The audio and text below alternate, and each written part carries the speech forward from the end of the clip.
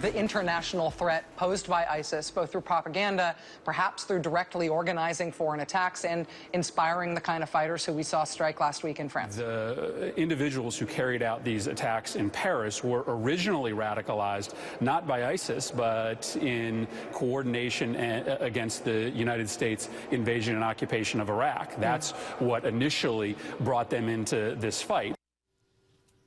Oh, there he is, Senator Chris Murphy blaming George Bush, I guess, for invading Iraq, for the radicalization of these two terrorists. Never ends. Welcome back to the Steve Malzberg Show. Before we get to our next guest, we want to hear from you. Is President Obama handling Islamic terror properly? Go to newsmax.com/polls, newsmax.com/polls, and vote now. And joining us right now is our friend Mary Matalin, Republican political consultant, and, of course, former advisor to Vice President Dick Cheney, former campaign director for President George W. Bush. You name it, she's done it. Hello, Mary. Hello, my friend. Happy New Year. Happy New Year to you. It's always good to talk to you. So, wow, there's so much to get to and oh so little time to do it. So, what's your response to the way the administration has bungled this whole thing? It's scary, and I can only thank the work that hasn't been undone, that was done in the Bush administration to harden the target, that is the United States.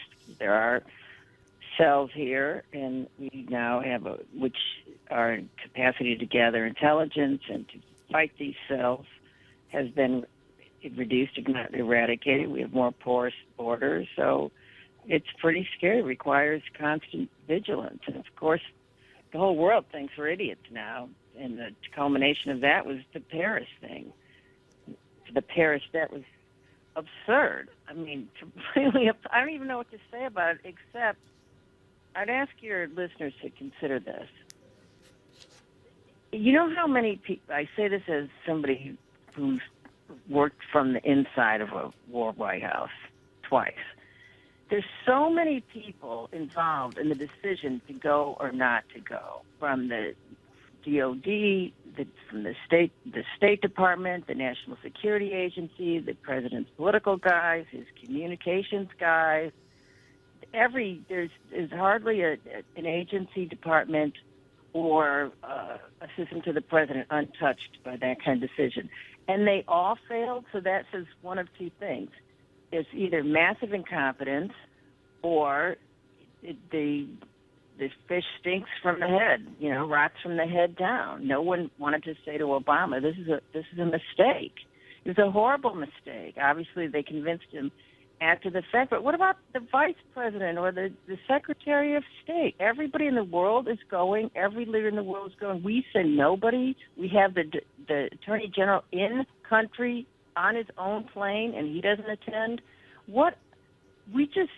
I can't even describe how this appears to not only our friends and our allies, but our enemies. It epitomizes the action component to the philosophy that weakness invites provocation. We should be very concerned about this, but we won't be because there's so many other things to be concerned about. Right, but it does speak to the fact, as you point out, security concerns, too quick to do, too much because he's president of the United States. But you're right, whether the vice president or the first lady or the secretary of state or even Holder, who was there, purposely none of them were sent. And there's got to be a reason. And I just say this, man, if you look at his reaction when those rabbis were killed in the Israeli synagogue, and his reaction to the attacks in France, same reaction. No emotion, no passion, no specifics, no specific hardline condemnation, just like a shrug and a generic patented answer, and there's nothing there. It doesn't move him.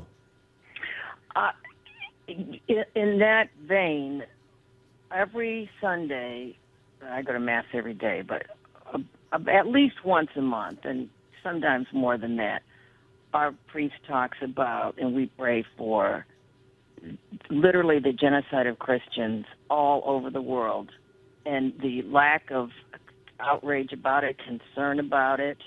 I mean, they're being slaughtered. Christians are being slaughtered everywhere, and we're saying nothing. We're not. This is supposed to be the human rights specialists, or they prioritize human rights. What about the morality of the eradication of Christians? The world is upside down. It's Alice in Wonderland. No. We're all backwards in the looking glass. And it's incumbent upon the president, who's a Christian himself, to lead the charge, or at least speak out, and he doesn't. And that to me speaks volumes. His silence speaks volumes. Mary, you're right. It is Alice in Wonderland or Bizarro World or whatever it is, but it's not good. Always great to talk to you. We'll speak to you soon. Thank you. You keep speaking out, Steve. Happy New Year. Yeah, Happy New Year. It'll be a good year. Okay, I'll take your word for it. I'll take your word for it. Mary Matalin, ladies and gentlemen. We're coming back with professional bull rider Matt Triplett.